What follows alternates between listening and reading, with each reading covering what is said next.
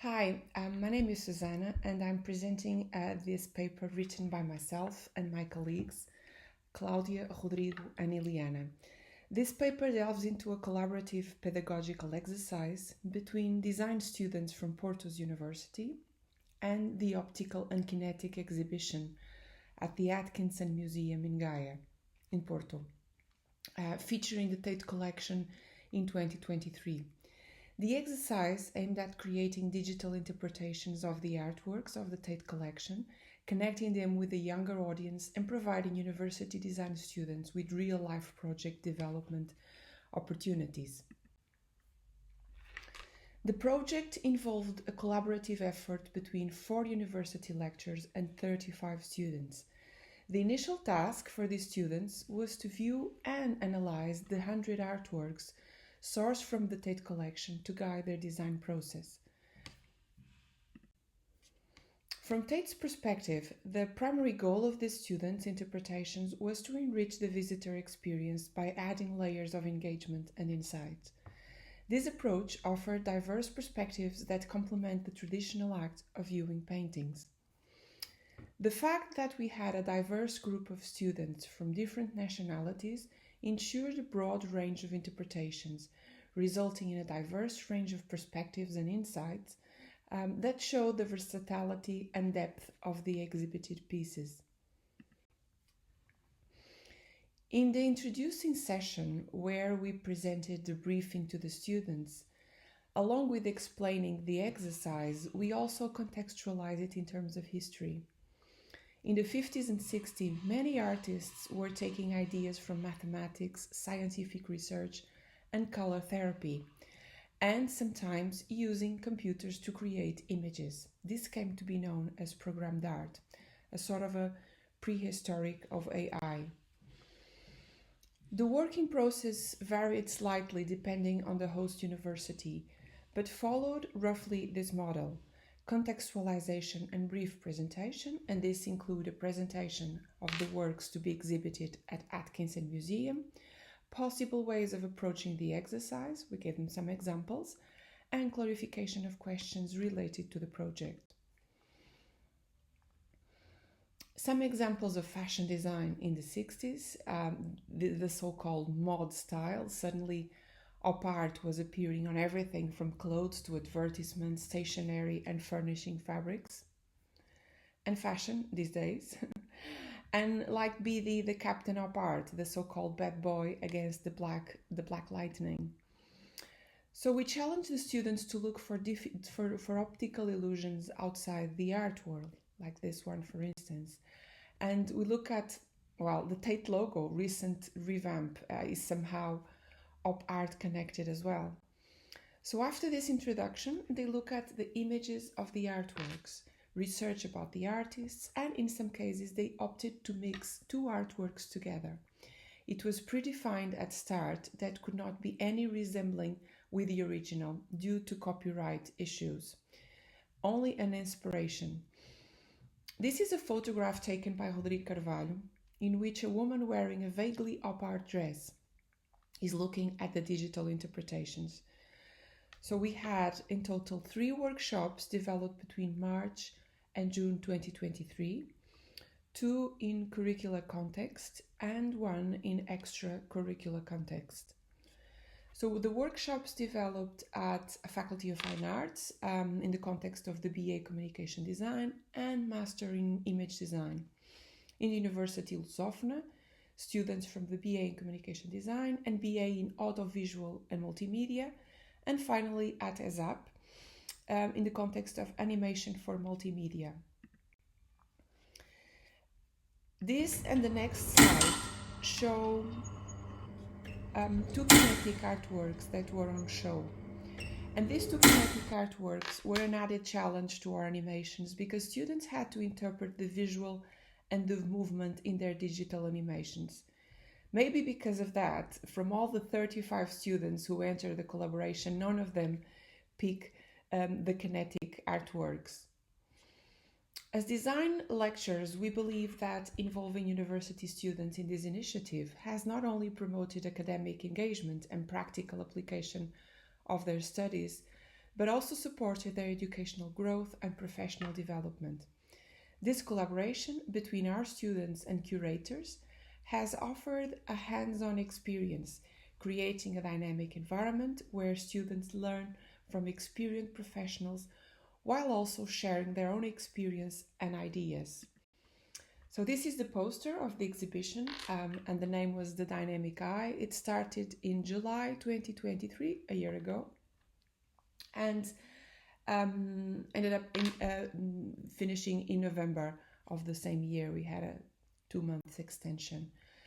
The Blue Sphere, one of the artworks in display, the Blue Sphere by Jules de Parc, was a big attraction and highly Instagrammable.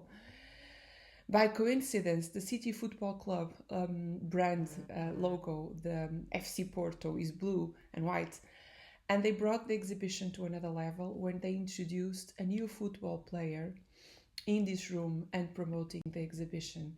So this is Fran Navarro's official presentation. Throughout the workshops, the students used software tools such as Adobe After Effects, Cinema 4D, Canvas, Photoshop, and Blender, and this provided a platform for the putting together of their interpretations. During this short video, I'm showing some of the videos, some of the digital interpretations conducted by the students.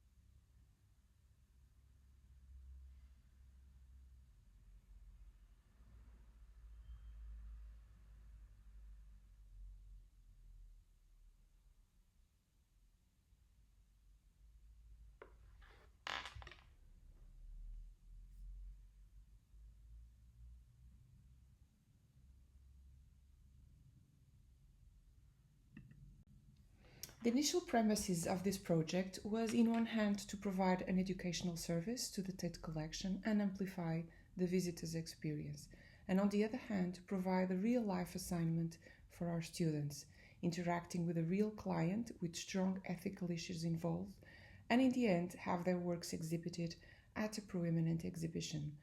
But unexpected developments grew from this experience, and the project extended in three unforeseen outputs. First one, tile design, the second one, outdoor media, and the third one, augmented reality. So, the curator asked us to make an explicit connection with Porto through the resemblance of both visual expressions, op art and Porto modernist styles, which could also ensure a life after the exhibition.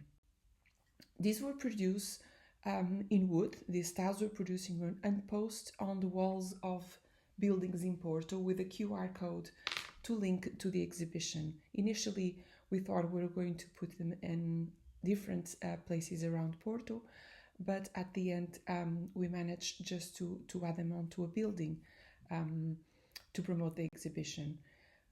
We have some examples here of the mix between modernist tiles and the op art artworks. And another one. And then the second and fourth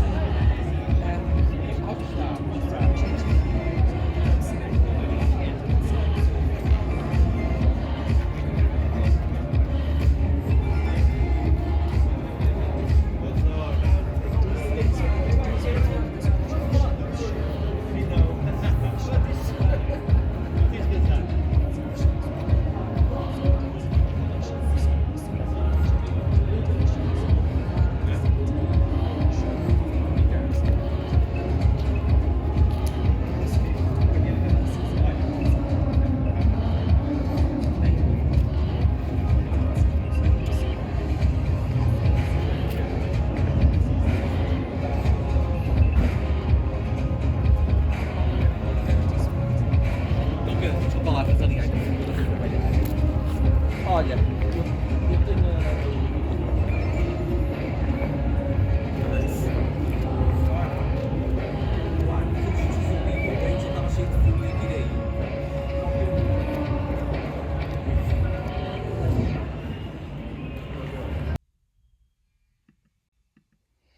The third unplanned output was done by the students of the BA in Drawing at the Faculty of Fine Arts of Porto.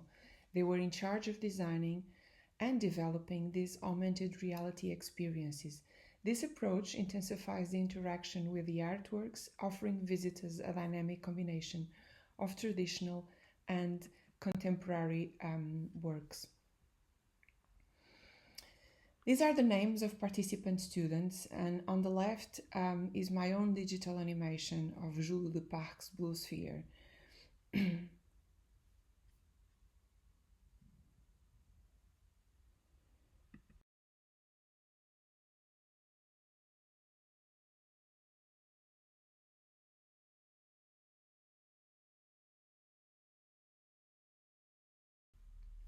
The initiative, the pedagogical exercise, was successful in terms of an empirical feedback we got from the audience.